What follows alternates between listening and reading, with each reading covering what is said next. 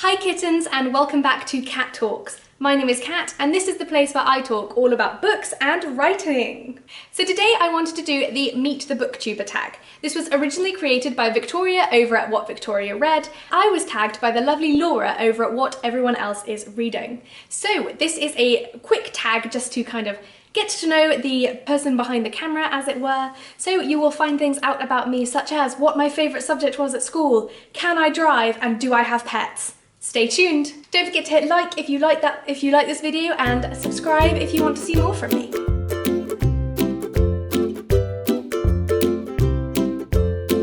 The first question is name, age, location, and for those older people like me, that will remind you a lot of ASL.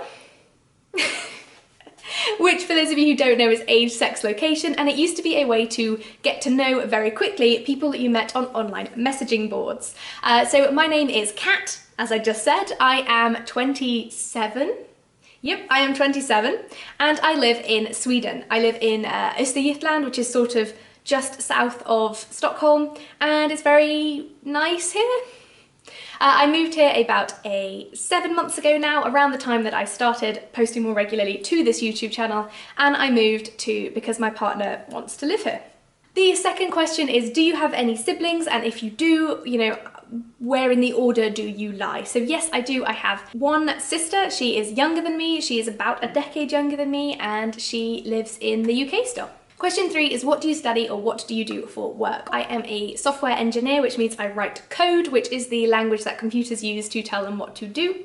I mainly write the back-end code for programs, so there's nothing to see when I code usually, just strings, which are sentences, I guess, come out of the other end, and there's kind of a lot of hard work that goes into making those back ends more durable and sustainable and making sure that they work exactly how you would expect them to work.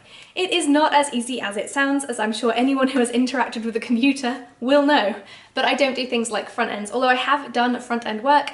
Front end is the name of the thing that you see when you interact with a computer, whether that is your computer itself, the operating system, or things like this webpage that you are looking at me on right now. YouTube will have a front end, which is how you watch the videos and how you click what you click, and then it will have a back end, which is where it processes all the data and gets the video for you and sends it to you, things like that, like a post office. Question 4 is, do you have kids? And that's a quick and easy one. I do not have kids. It would be very hard to uproot my life and move to Sweden on a dime if I did have kids though. I think that would be a lot harder. Also, someone once asked me if I was pregnant after I put on 2 kilos because I put on weight on my belly, and apparently I look very happy when I'm fat, so I mean, I guess you can tell right now. Question 5 is, do you have any pets? Unfortunately, my partner doesn't really get on with the idea of having pets, and they're also quite a lot of responsibility and hassle, and neither of us are home often enough to really take care of a bigger pet like a cat or a dog. I mean, mainly a dog. Cats look after themselves for the most part. But no, we don't have pets, and we're not looking to do so in the near future. I'm thinking once I am a full-time author, so in the next 60 years, then I might get a pet because we will be at home a lot more and we will be able to take a lot more care and pay attention to them. But right now, that's not on the cards for us. Question 6 is, can you drive? And yes, I can. I don't currently have a driving license because, as I said, I moved here quite recently, so I've sent off my driving license and I'm waiting to be approved for a Swedish one. Even if I did have a driving license though, we live in a city centre, so it's very unlikely that we would buy a car, at least in the near future. However, once we move out to the suburbs and things like that, and for doing big shops and for going to IKEA, it can be useful to rent a car. A funny story about me learning to drive, there's two. There's a fun fact and funny story. So the fun fact is that I didn't actually learn to drive until I was 23 or 24, I think. I had my first lessons when I was much younger, on my 17th birthday, but I didn't feel confident enough to take the test, especially after doing all of the standardised testing that comes around that age in the UK. I wasn't really up for taking another one, so I delayed my test, and then I moved to London and I didn't need to take one during university. So it was only once I got my first full-time job at a car manufacturer that I thought maybe I should learn to drive. Now, that car manufacturer actually paid for me to drive and paid for me to learn, sorry, and then they also gave me a heavy subsidy on a car of that brand, which I adored. I loved it so much. So I've never owned a used car. The funny story is that when I was learning to drive both times, at 17 and at 23 or whatever it was, I used to start my lessons very nervously by going, we're all going to die. And I once gave my friend a lift. She wanted to see what it was like to learn to drive and, you know, what the lessons were like. So I said, oh, come along, you can sit in the back while I'm doing my lesson. 17-year-old me behind the wheel of a car, literally mumbling under my breath as we accelerated up a road, we're all gonna die, we're all gonna die, we're all gonna die, that van's gonna hit us and we're all gonna die, we're all gonna die. Is it any surprise that she did not take her driving license test for several more years and she can now drive? She might be traumatized. I might be traumatized. My driving instructor might be traumatized.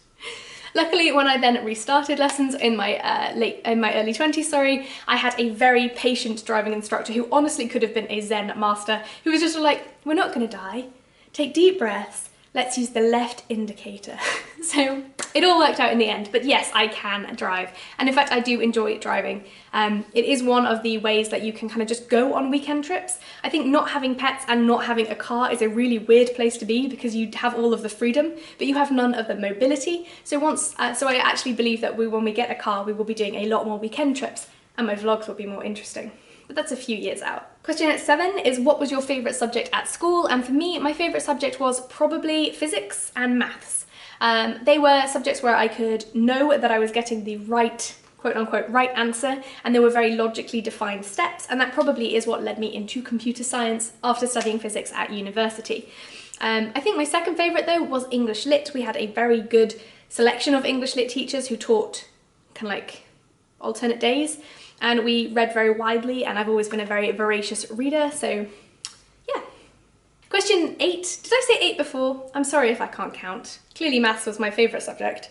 Question 8 is, what is your favourite colour? I have a couple. It is mainly dark green and dark purple, and particularly when they're together. I don't know why, I just feel like it gives me an aura of, when I look at it, I just think of majesty and of like nature and beauty and yeah. Question 9 is, what is your favourite smell? Now, I have very few favourite smells. I am quite sensitive to smells, particularly the smell of people smoking, and I have asthma, so those things don't necessarily go very well together. I obviously adore the smell of a new book, and I think that's probably one of my favourite smells, but I wouldn't want to bottle it and smell it whenever because I think that would annoy me, especially if it was like over a long period of time. I do like the smell of lavender, but again, not for long periods. I'm very much like a short burst of a smell kind of person. And rain. I love the smell of rain. You know, like when grass has just gotten wet, like during the first heavy rain, like first seconds of a heavy rainstorm? That smell, man. I don't know what it is about like how you make the smell of rain, but I just really adore rain, I guess. The final question, and that is question 10, is name your top 3 favourite books. Now I'm going to go with the top 3 favourite books right now because they change pretty regularly, but my favourite top 3 books, my top 3 books right now are definitely, the first one is a very new finding if you watched my Reading Rush vlog, and that is the Guernsey Literary and Potato Peel Pie Society. I thought this was an absolutely fantastic book, full of heartwarming, heart-wrenching moments, and just kind of like getting to know this person through their letters was fantastic. I adored this book. Another one would have to be China Mieville's The City and the City. This book sucked me in so hard. It was a fantasy, but not really a fantasy. It could have been a contemporary. It was so well written, every sentence seemed to have been weighed, and the world building was just fantastic. Like, pick this up, seriously. See, I'm getting chills just remembering it. That's how good this book is. And the third one is Pride and Prejudice. This is an old and tried and true one, but it just shows how everything can feel like you've lost everything and then you get it back. Several times for, obviously, the main character Elizabeth, who thinks she has lost first Darcy, first her suitor, then Darcy, then when she's about to get Darcy back, her family get thrown into the utmost of kind of like scandals, and then she has to fight to get her family back again. And yeah, I just think that that novel is a really good way of kind of like reflecting on your life and how things are never as bad as they seem. Alright, that is me completed with the Meet the Booktuber book tag. I hope you feel like you know me a little bit better now, and I would love to tag a couple of my friends. So I'm going to tag Rogers Reads. He is a older man on YouTube. I guess he does really great wrap-ups and reviews that include little gifs and things like that, and if you haven't checked him out, you absolutely should. I'm also going to be tagging Ola Quinn. She is another non-English, non-American booktuber who does really fun videos and had to reset her owls recently, so I would check that out. I would then like to tag Reed Reads. Damn you, Reed. He is a fairly new booktuber, but I would definitely recommend checking out his content. He has a very pinpoint focus on LGBTQ rights at the moment, and I've really enjoyed getting to know him.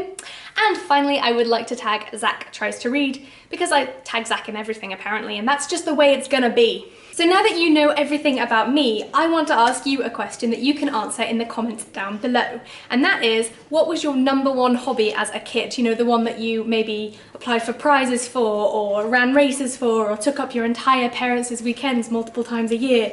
What was that for you? Alright guys, I hope that you enjoyed this video. I hope you have a great book and a tasty cup of tea at your elbow, that you're in comfortable surroundings, that it's not too hot and not too cold, and I will see you guys next week.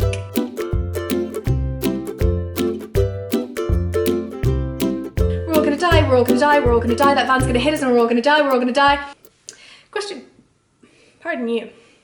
Question, pardon you.